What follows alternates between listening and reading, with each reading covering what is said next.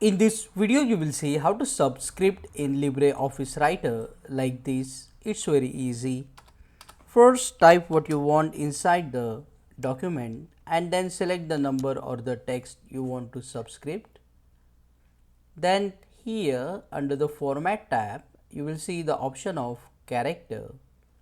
After clicking on it you will see a window. In this window you need to select the option subscript and then you will see the preview here and then click on OK. So this is method 1. In the second method you can also use this option X at the bottom too. This is also a subscript option. After clicking on it you will get the subscript. In the third method you can use the keyboard shortcut. Press and hold the Ctrl key, then Shift and press B on your keyboard to get the subscript.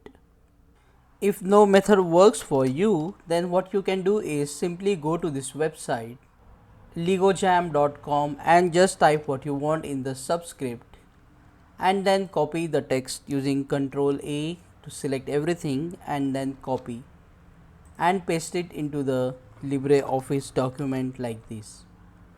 In this way you can type subscript in LibreOffice Writer quickly.